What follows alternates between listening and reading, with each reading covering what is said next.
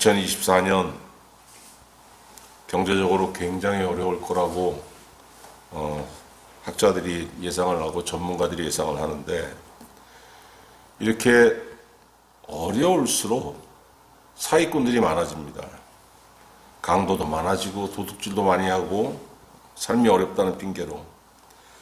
그리고 어려울수록 쉽게 돈을 벌 수 있다는 유혹이 널리 퍼져요. 사기꾼들이 많아지는 겁니다. 여기 누가 주로 넘어가냐면은 세상 물정 모르는 젊은 사람들이 많이 넘어갑니다. 여러분, 사기당하는 사람들이 대부분 젊은 사람들이에요. 나이 먹으면은 경험들이 있고, 또 말을 들으면은 저것이 거짓인지 진짜인지 그냥 속에서 분간이 되기 때문에 잘 안 넘어갑니다. 그래서 젊은 사람들이 사기에 많이 당합니다. 그런데 이제 가끔 보면은 나이 먹었음에도 불구하고 50이 넘었음에도 불구하고 사기당해서 퇴직금을 통째로 날리는 사람들이 있어요. 왜냐하면은 퇴직 후에 찾아올 그 삶이 걱정이 되거든요.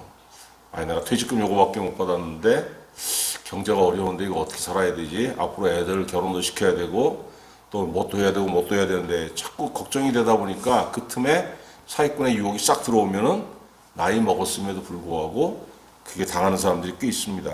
왜냐하면 그런 걱정과 근심이 사람의 이성과 판단을 흐리게 하기 때문입니다. 여러분, 인터넷 보면은 주식 투자 지도한다는 사람들이 왜 이렇게 많습니까? 주식의 고수네, 아니, 자기가 주식의 고수면 자기가 벌어가지고 자기가 먹지 왜 그 남까지 벌어준다고 그렇게 오지랖입니까? 그거 다 사기예요, 여러분. 그러니까 내가 너희들 가르쳐 줄 테니까 나만 믿고 따라오고 나한테 투자하면 쉽게 돈 벌 수 있어. 유혹입니다. 여러분, 이거 92편 7절에 보세요. 7절. 뭐라고 하고 있습니까? 악인들은 풀같이 자라고 악을 행하는 자들은 다 흥황할지라도 영원히 멸망하리이다. 누가 악인들입니까? 쉽게 성공하려고 하는 사람들, 세상 편법으로 살려고 하는 사람들. 그거 뭐라고 했어요? 7절에. 풀같이 자라고? 풀같이 자란다고 했어요. 풀은 뭡니까? 하루만 그 기온이 따뜻하고 하루만 햇빛이 있어도 확 자라버려요. 이만큼이 자라고, 이만큼이 그냥 풀이. 어제는 그냥 맨 땅이었는데 하루 조건이 좋으면은 그 다음날 보면 파릇파릇 그냥 새싹들이 다 올라와 있습니다. 그런데 또 조건이 나빠지면은 언제 파랬냐는 듯이 싹 없어지는 게 풀이죠.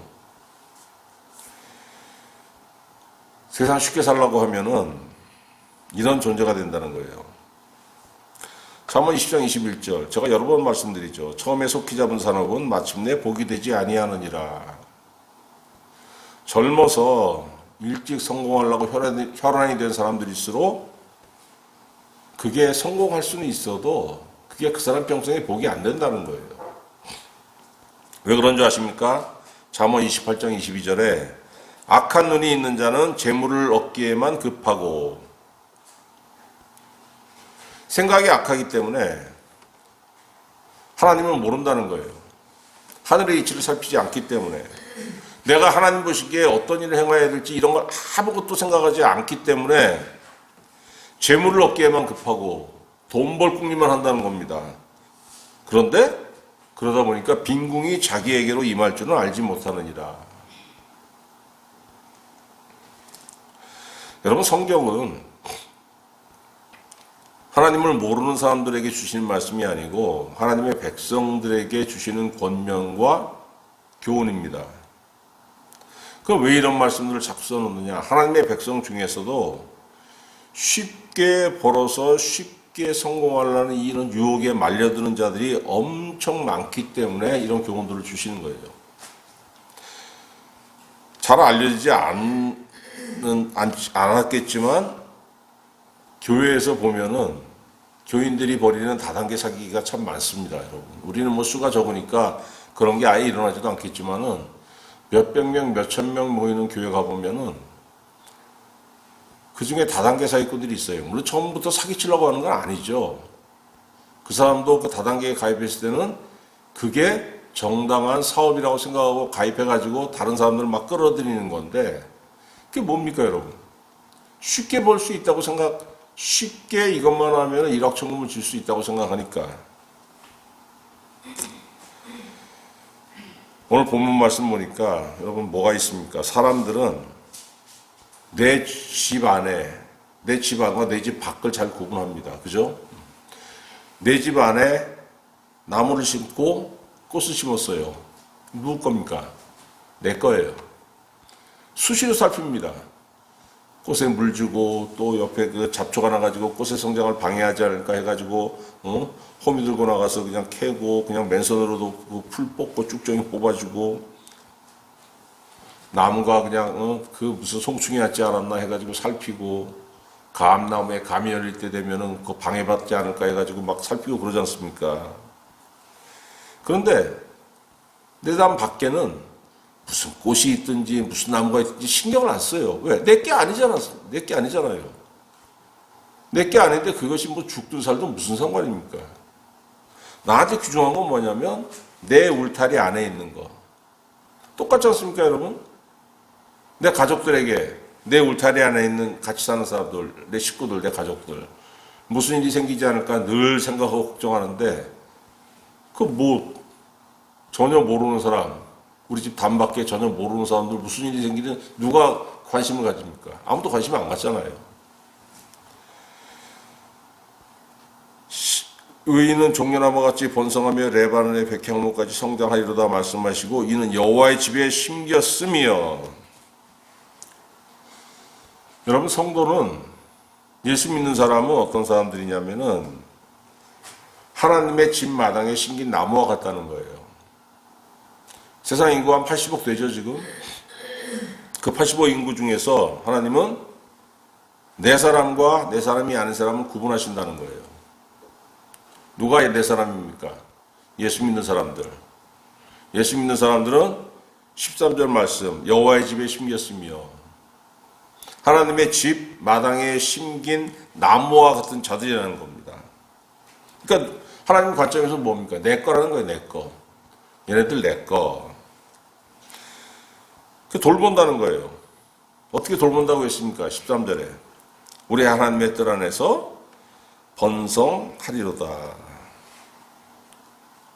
근데 번성하는데 어떻게 번성하느냐? 12절. 종려나무 같이 번성하며 레바논의 백향목 같이 성장하리로다. 하나님께서 우리를 바라보시는 관점이 뭐냐면은 내가 너희들 내 집 마당에 심긴 나무니까 내가 너희들 물 주고 그 비료 주고 잘 가꾸는데 어느 정도로 성장하냐면은 종려나무 같이 번성하고 레바논의 백향목처럼 성장하길 나는 바래. 이렇게 말씀하시는 거예요. 그게 우리를 향하신 하나님의 소망이고 하나님의 바람입니다. 그러면 도대체 두 나무는 어떤 나무냐? 종려나무는요. 그 여러분 그 대추야자라고 아시죠? 대추야자. 그 중동 여행하는 사람들이 가끔 가져오지 않습니까? 그 큰 밤같이 대추인데 어떻게 보면 대추 비슷한데 그 엄지손가락만 하잖아요. 그게 먹어보면 엄청 답니다. 그게 이게 한번 자라면은 20m 이상 엄청 큰 거죠. 20m면 나무가. 그리고 휘지 않고 곱게 자라는 거예요. 그런데 어디서 자라냐면은 사막에서 오아시스 옆에 자란다. 오아시스 옆에. 사막이 얼마나 여러분 그 뭐가 성장하기에 불리한 조건입니까? 그럼에도 불구하고 오아시스 옆에 심어 놓으면 뿌리가 그 물 쪽으로 쫙 뻗어가지고 물을 흡수해가지고 자랄 수 있다는 거예요. 그리고 이 나무는 어떤 악조건에서도 뭐 사람이 그 나무를 죽이려고 불을 붙이거나 베버리거나 이러기 전에는 어떤 악조건에서도 죽지 않는다는 거예요. 그리고 열매, 가지, 줄기 모두 사람에게 유용하다는 겁니다. 하나님께서 우리에게 바라시는 것이 뭐냐? 내가 너희 잘 키울게. 잘 키울 테니까 너는 종려나무처럼 우뚝 서가지고 교회와 사회와 가정에 유익한 자가 되길 내가 바란다. 내가 너에게 은혜를 베풀 테니까 너는 종려나무처럼 우뚝 서가지고 교회와 사회와 네 가정에 유익한 존재가 되길 내가 바래. 이게 하나님이 우리를 향하신 바람이라는 거예요. 두 번째로 하나님께서 우리에게 바라시는 게 뭐냐? 레바논의 백향목같이 성장해라. 레바논의 백향목이라고 하면 우리 이거 본 적이 없지 않습니까? 그래서 잘 딱 들어오지 않는데 해발 2000m 이상에서 자란다는 거예요. 우리나라에 2000m 넘는 산이 없잖아요. 한반도에. 그것도 감이 안 옵니다. 근데 뭐 1000m만 넘어가도 그냥 뭐 엄청 추워지고 그 기후가 급변하고, 그런데 2000m 이상에서 자란다 그러면 이 나무가 얼마나 악조건에서 자라겠습니까? 그리고 이 나무를 목재로 쓰려면은 300년 이상 자라야 되는 거예요. 그 열매를 맺히려면은 400년이 지나야지만 열매가 열리는 엄청나게 귀한 나무입니다. 그 열왕기서에 읽어보면은 솔로몬이 예루살렘 성전을 뭘로 건축을 했냐면은 이 레바논의 백향목을 가져다가 건축을 했습니다. 성전의 귀한 건축 자재로 쓰인다는 거예요. 하나님께서 우리를 향해서 너 레바논의 백향목같이 성장하길 내가 바래 이렇게 말씀하시는 건 뭐냐면은 네가 교회의 존립에 기둥 같은 역할을 하길 내가 바래. 네가 그 교회에 있으므로 그 교회가 성장하게 하는 그 중심 역할을 할 수 있는 사람이 되기를 내가 바란다. 이렇게 말씀하시는 거예요. 여러분, 이런 일은 뭐가 있어야 됩니까? 힘과 능력이 있어야죠. 힘없는 사람이 교회뿐만이 아니고 어디에 있든지 간에 할 수 있습니까? 그런 거 못하는 거예요. 누가 이런 역할을 감당할 수 있냐면은 힘과 능력이 있는 사람. 여러분 착각하지 마십시오. 힘과 능력이 우리는 세상에서 뭘 생각합니까? 돈이 있어야 되고 지식이 있어야 되고. 교회는 그게 아니죠. 교회의 힘과 능력은 뭡니까? 하나님의 은혜입니다. 하나님의 말씀. 세상에 돈과 지식을 다 가진 사람도 교회 안에 들어오면 멍청이가 되는 이유가 뭡니까? 기도할 줄 모르고 말씀을 모르고 하나님의 은혜가 없기 때문에. 그냥 교회 안에 그런 사람이 들어오면 처음 오면 갓난아기가 똑같은 거예요. 어린아이와. 세상과 교회는 여러분 이렇게 다른 겁니다. 나 지식이 없고 나 돈 없어도 나는 하나님 보시기에 얼마든지 힘 있는 사람이 될 수 있고 능력자가 될 수 있다는 거예요. 하나님이 돈 가진 사람 쓰시겠습니까? 그렇지 않습니다. 하나님 어떤 사람 쓰십니까? 하나님 바라보는 사람, 기도하는 사람, 은혜 받은 사람, 하나님의 말씀 사모하는 사람, 그 사람을 쓰시는 거예요. 그런데 우리는 살다가 실망한 적이 많죠. 하나님, 내가 은혜 받고 내가 기도하는데 왜 나는 이렇게 오징어 같고 나는 왜 이렇게 그냥 아무것도 아닌 것 같고 왜 그렇습니까, 여러분? 레바논 백향목과 종려나무는 굉장히 느리게 자라는 나무들입니다. 오래 살아요. 그만큼 느리게 자라요. 성장이 더디는데 그러나 한번 성장하면 절대 꺾이지 않는 나무들입니다. 은혜 받고 30년이 지났습니다. 제가 30년이 뭐야? 35년, 36년, 37년이 지났는데 참 생각해 보면은 지나고 보면은 내가 하나님의 은혜 안에서 내 신앙이 많이 성장했구나 느끼지만은 그 지나가는 당시에는 어떻습니까? 왜 이렇게 나는 느리게 성장할까? 저 권사님들 보면은 은혜가 정말 충만한데 왜 나는 이렇게 근심 걱정이 많을까? 이게 내 젊은 날의 모습이에요. 왜 그렇습니까, 여러분? 하나님께서 우리를 어떻게 자라길 원하셨습니까? 레바논의 백향목같이, 종려나무같이. 성장은 더디게 하지만은 이게 자라면서 엄청 높이 자라고 크게 자라고 오래 자라고. 근데 젊은 사람도 그게 아니죠. 빨리빨리 자라요. 빨리빨리. 그럼 7절에 풀 같은 믿음입니다. 그것은. 쉽게 자랐다가 쉽게 꺾이고.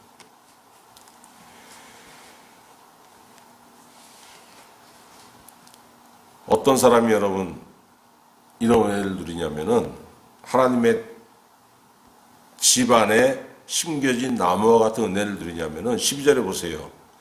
의인은 종려나무같이 번성하며 레바논의 백향목같이 성장하니로다. 의인, 옳은 사람. 누누이 말씀드리죠.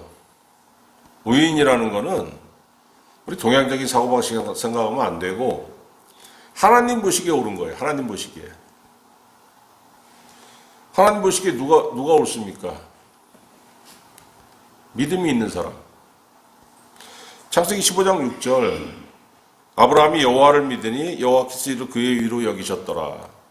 여러분 이 말씀이 창세기 15장 6절 말씀 아무것도 아닌 것 같아도 이 말씀이 성경의 기초예요. 신앙의 기초고. 이 믿음이 있는 사람이 결국 예수 그리스도를 믿는 겁니다.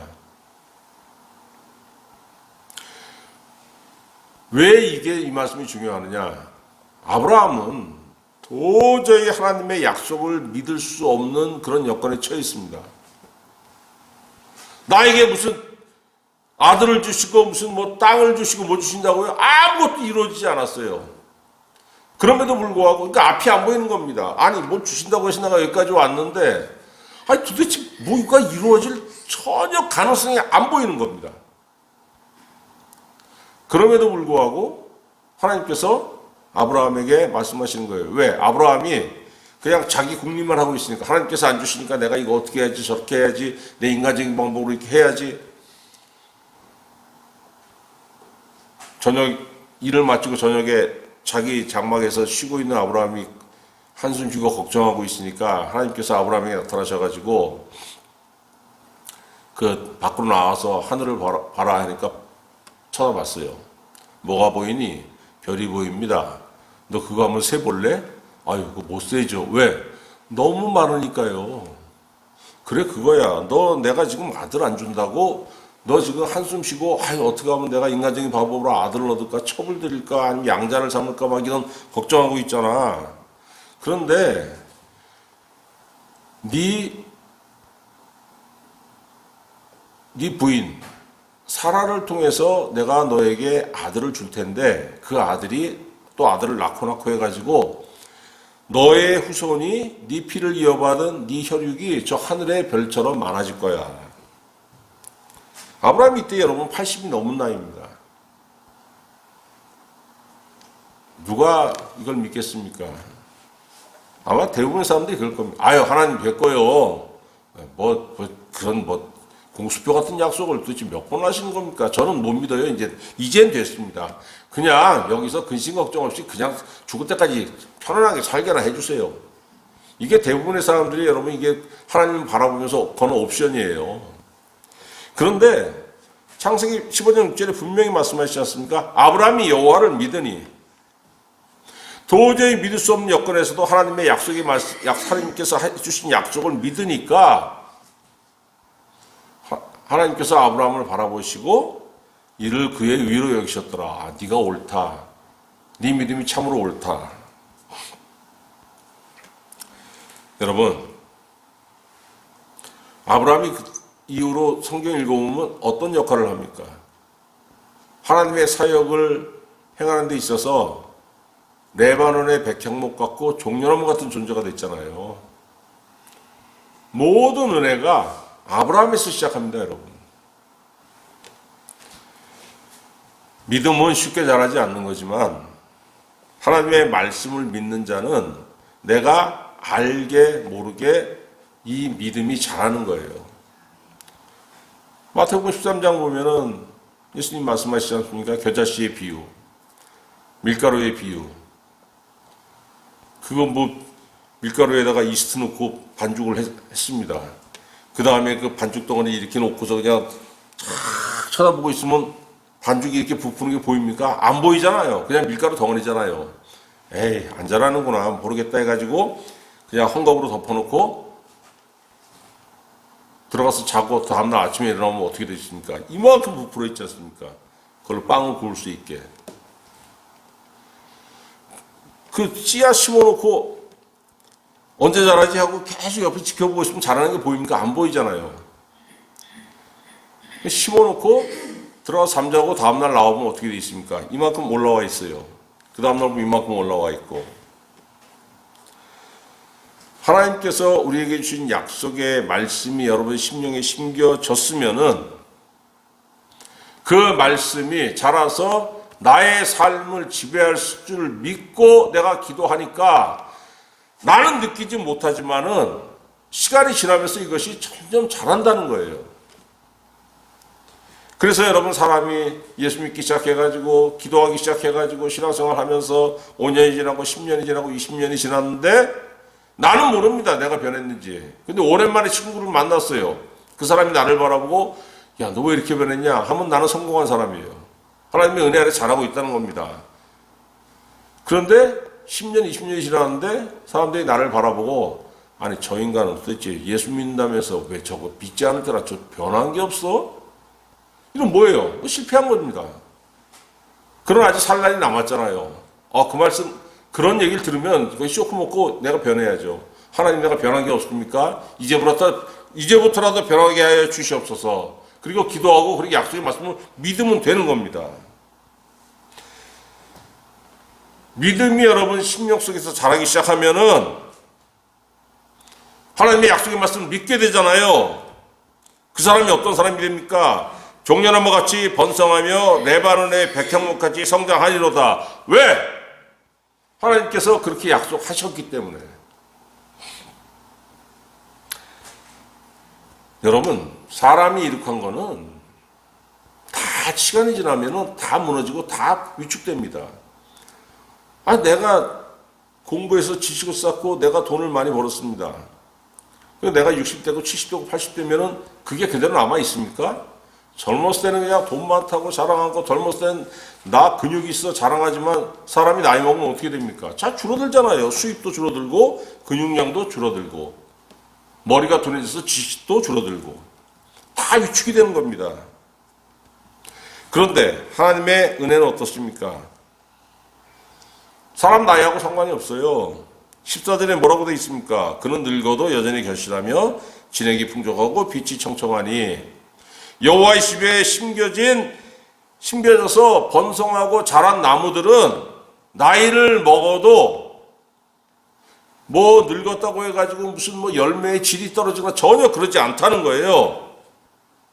하나님의 은혜가 여러분의 삶에 있으면은 그거는 사람이 만들었던 것처럼 무슨 뭐 사람의 일처럼 늙었다고 해서 위축되거나 그러지 않는다는 겁니다. 왜? 하나님이 그 사람과 함께 하시기 때문에 내 지식은 떨어지고 내 육체의 힘은 떨어지고 내 주머니의 수입은 줄어들 수 있어도 그 사람에게도 여러분 하나님이 함께 하시는 거예요. 그렇기 때문에 여러분 시편 37편 25절 다윗이 뭐라고 고백합니까? 내가 어려서부터 늙기까지 의인이 버림을 당하거나 그의 자손이 거식함을 보지 못하였도다. 누가? 의인이 버림을 당하거나 의인의 자손이 굶는 것을 내가 보지 못했다. 왜 그렇습니까? 하나님 그와 함께 하시기 때문에 하나님이 나와 함께 하시는 것을 믿으면서도 왜 내 삶을 걱정합니까?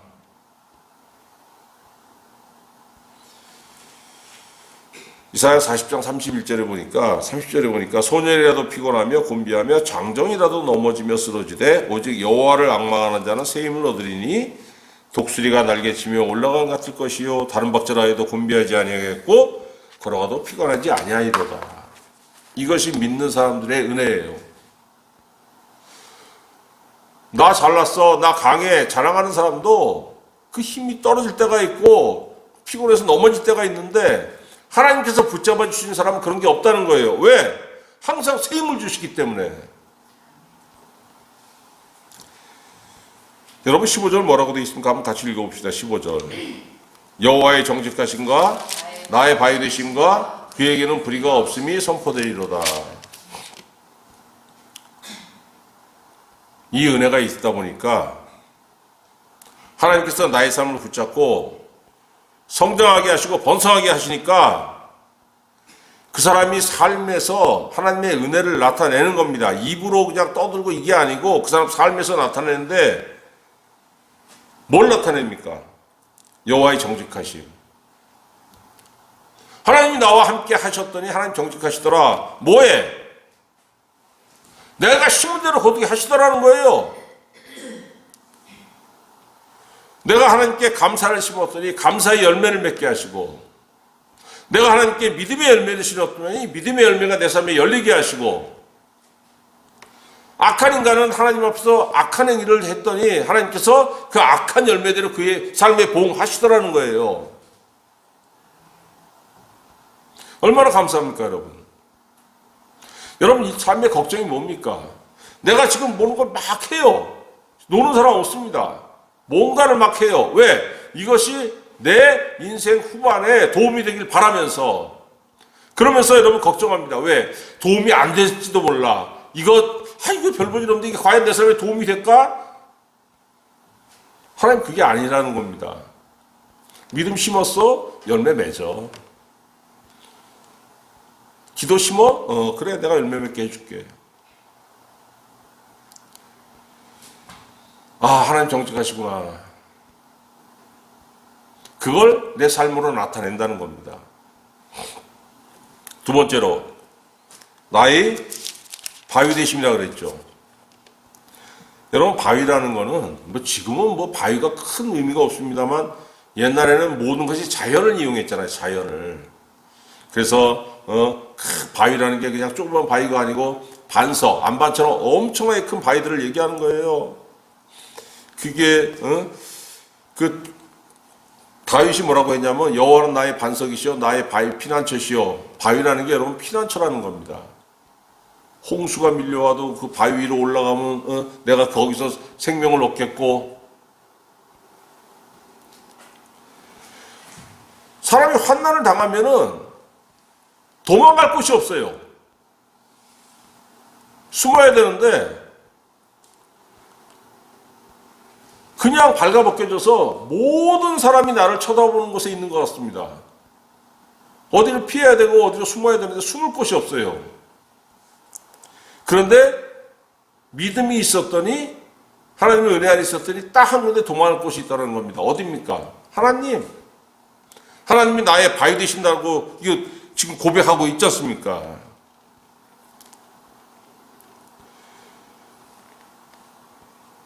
여러분, 힘들 때 내가 서야 되는데 누가 거기서 허락합니까? 세상은 나를 눌러요. 어디 주제에 쓸라 그래. 자빠져 있어. 확 눌러버리지 않습니까? 그런데 하나님만이 유일하게 나를 붙잡아 일으켜서 서게 하신다는 거예요.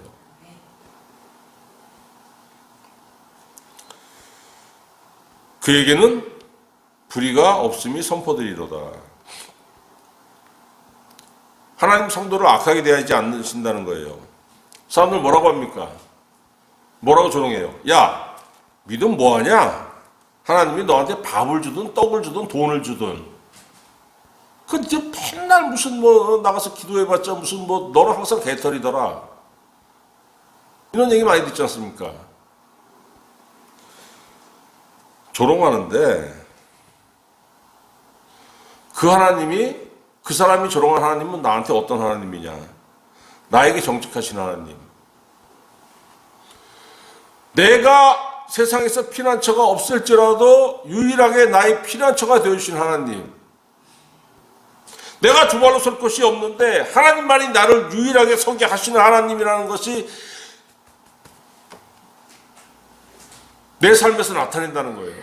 하나님 나를 악하게 대한 적이 없어. 내가 하나님한테 악하게 한 적은 있어도 하나님 나한테 악하게 대한 적 없어.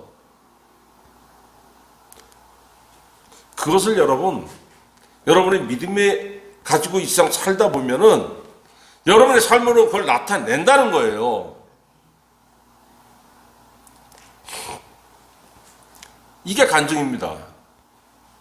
이게 삶의 그게 전도예요.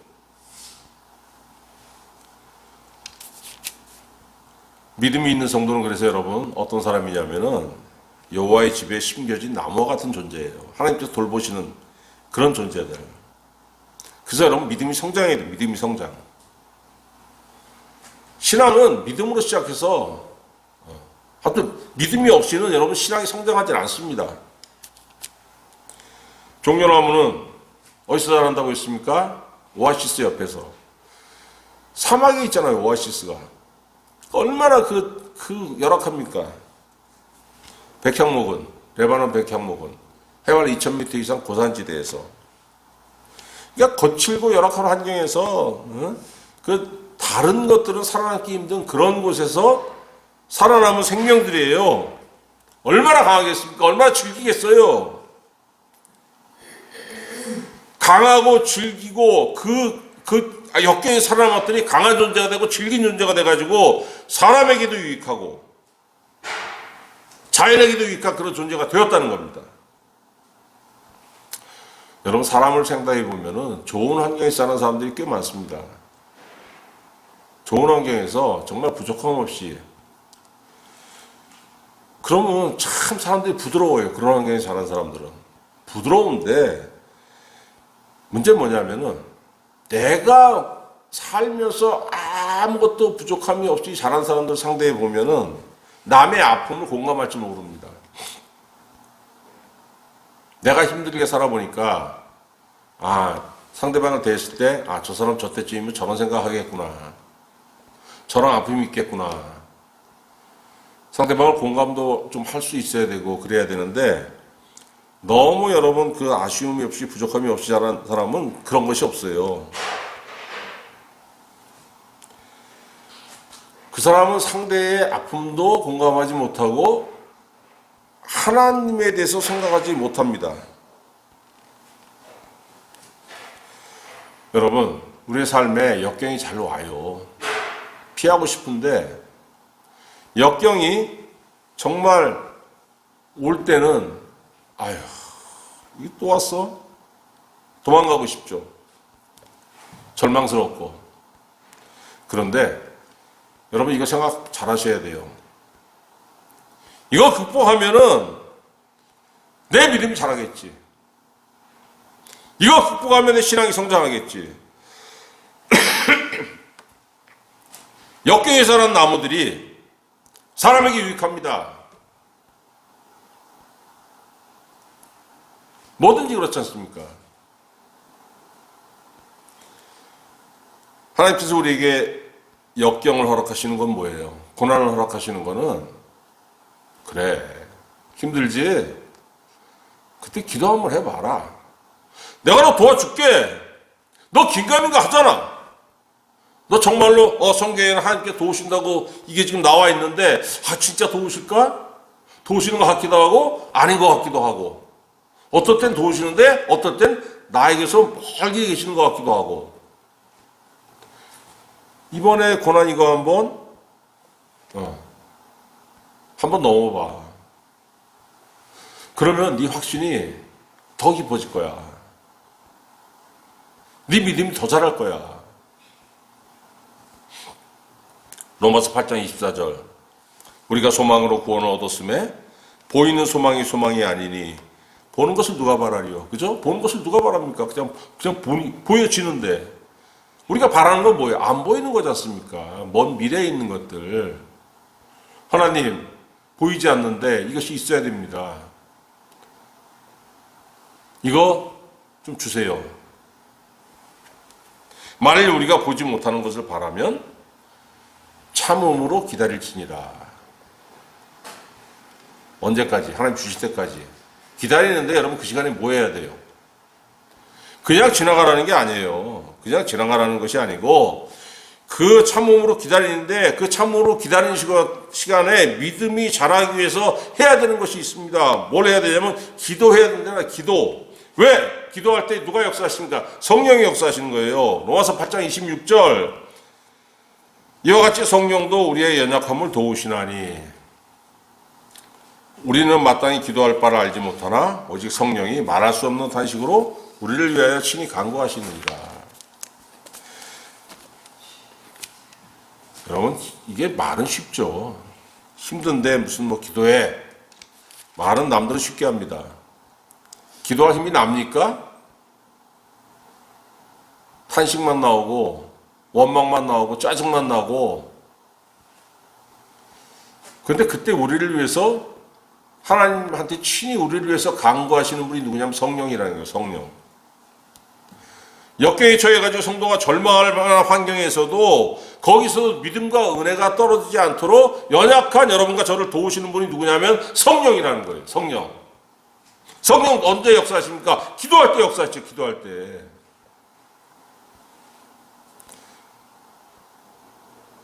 성령이 역사하신 상태에서. 두 번째로 뭘 해야 됩니까? 말씀을 읽고 말씀을 자꾸 들어야 돼요. 로마서 10장 17절. 믿음은 들음에서 나며 들음은 그리스도의 말씀으로 말미암았느니라. 주일 예배 때 설교 듣는 건 당연한 거고, 시간 있으면은 그 설교 말씀들을 자꾸 들어야 됩니다. 그 기독교 방송 틀면은 뭐 요즘 유튜버가 발달했으니까 대부분의 목사님들이 자기 설교 유튜브로 내보냅니다. 그 얼마나 좋습니까? 말씀을 자꾸 들어야 돼요. 언제 기도원에 갔더니 그 원장님이 설교 시간에 그러더라고요.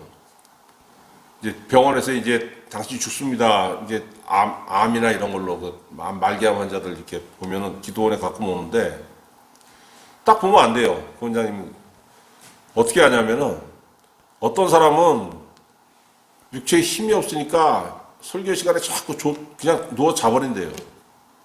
어떤 사람은 근데 그 말기암에 얼마나 힘들어요. 그럼에도 불구하고 졸지 않고 말씀 들으려고 애쓰는 사람들이 있대요. 그럼 결국 누가 살아남느냐? 누가 은혜 받고 고침받느냐?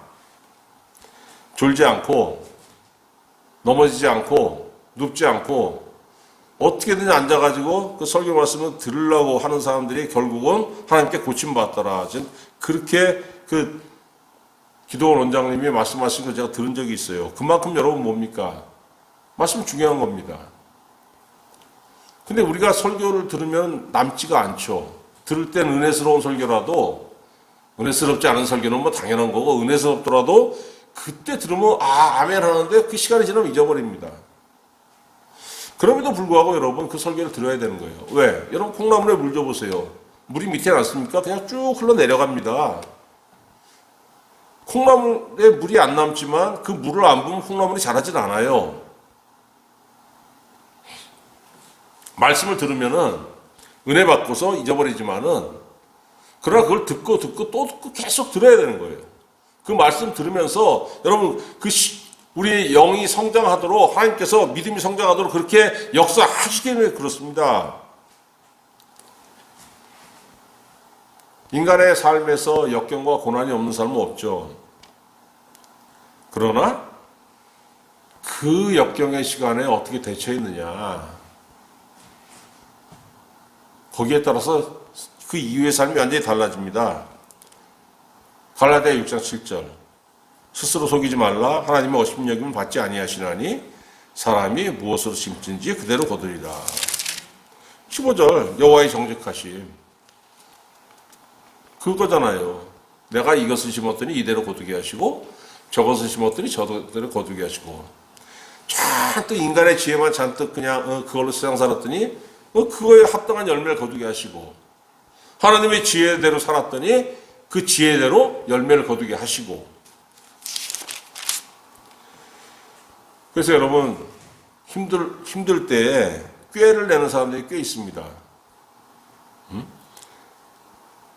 내가 교회 다니는 사람에도 불구하고 하나님께 의지할 생각 안 하고 인간의 방법으로 역경을 이기려고 하는 사람들이 있어요. 왜 그렇습니까? 교회는 다닐지라도 마음에 뭘 심는 사람들이냐면 하나님이 없는 것을 심는 사람들. 에이, 언제 하나님의 방법대로 그걸 해? 하나님은 참 더디게 역사하시기 때문에 그때 하나님 역사하실 때쯤 나 망해 있어. 막 조급함, 빨리빨리 해결하고 빨리빨리 성장하고 빨리빨리 성공해야 되니까 막 그냥 하나님 저리 좀 가 계세요. 내가 좀 일하게 좀 내두세요. 하나님 보시기에 어떤 사람들입니까? 어리석은 인간이에요. 시편 14편 1절. 어리석은 자는 그의 마음에 이르기를 하나님이 없다 하는도다. 얼마나 무서운 말씀이에요. 어리석은 자는 그 마음에 이르기를 하나님이 없다 하는도다. 여러분 우리 신앙이 약할 때 얼마나 이게 마음속으로 많이 했던 말들입니까? 하나님 진짜 계실까? 계시더라도 나하고 관계가 없는 것 같은데 나 보고 계시는 겁니까? 얼마나 짜증 많이 냈습니까? 근데 그게 하나님 보시기에 어떤 인간이냐면 어리석은 사람이라는 거예요. 그러나 은혜로 말미암아서 여러분과 제가 어떤 사람이 됐습니까? 믿는 사람이 됐고, 의지하는 사람이 됐고, 기도하는 사람이 됐고, 하나님을 바라보는 사람이 됐습니다. 왜? 하나님의 뜻 안에 심겼기 때문에, 하나님의 은혜로 성장했기 때문에. 여러분, 고난의 시간에 그 시간을 말씀과 기도로 건너야 되는 거예요. 그 사람이 믿음을 얻고 하나님께서 나를 바라보실 때, 여러분을 바라보실 때 옳다고 인정하시는 겁니다. 시편 116편 5절, 눈물을 흘리며 씨를 뿌리는 자는 기쁨으로 거두리로다. 여러분의 삶에 눈물을 흘리는 과정이 있었잖아요. 그것이 여러분에게 어떻게 돌아옵니까? 기쁨으로 거두는 그 은혜의 시간이 반드시 있다는 겁니다. 갈라디아 6장 9절, 우리가 손을 행하되 낙심하지 말지니 포기하지 아니하면 때가 이름에 거두리로다. 여러분, 이게 얼마나 우리 삶에서 위로가 되고 위안을 주시는 말씀입니까? 아무것도 없을 것 같지만 하나님은 그렇게 설계하지 않으셨다는 거예요. 황무지에 심는 것 같지, 열매 없을 것 같지, 심어봐, 기도해봐, 믿음을 심어봐. 거기에다가 내가 열매 거두게 해줄게. 이 하나님의 확실한 약속의 말씀 아닙니까? 여러분, 이 믿음 있는 사람이 하나님의 집에 심기운 나무와 같은 존재들이고, 그 사람의 삶이 성장하고 번성한다는 거예요. 어려울 때 한숨 쉬고 낙심하는 거 누구나 할 수 있습니다. 그렇죠? 다 해요. 우리도 다 하는데 그 다음이 중요합니다. 항상 기도하고 하늘을 바라보는 사람은 많지 않죠. 힘들고 어려울 때 한숨 쉴 만한 그런 환경에서 하나님의 말씀 붙잡고 기도하시기 바랍니다. 그러면은 하나님께서 정하신 때가 반드시 있어요. 기도했어? 열매 거둘 거야. 믿었어? 열매 거둘 거야. 나를 바라봤어? 열매 거둘 거야. 왜? 내 약속이니까. 하나님께서 그렇게 오늘 우리에게 말씀하신 거 아닙니까? 그 사람의 삶에 무엇이 이루어집니까? 15절 말씀 다시 한번 읽어봅니다. 여호와의 정직하심과 나의 바위 되심과 그에게는 불의가 없음이 선포되리로다. 뭘로? 내 삶으로 그것을 선포한다는 거예요. 하나님 나에게 정직하게 행하셨어. 하나님 나에게 바위가 되어주셨어. 하나님 나에게 악하게 대하신 적 한 번도 없어. 그렇기 때문에 나는 아무것도 없는 존재 같았지만은 내가 믿음을 심었고 기도를 심었고 소망을 심었고 어려울 때 땅을 바라보지 않고 하늘을 바라보고 여태까지 살았더니 하나님께서 내 삶을 붙잡으셨고 여기까지 인도하셨어. 이것으로 여러분이 여러분의 삶으로 하나님께 영광 돌리고 하나님을 찬송한다는 겁니다. 여러분, 2024년도에 이제 1월달이에요.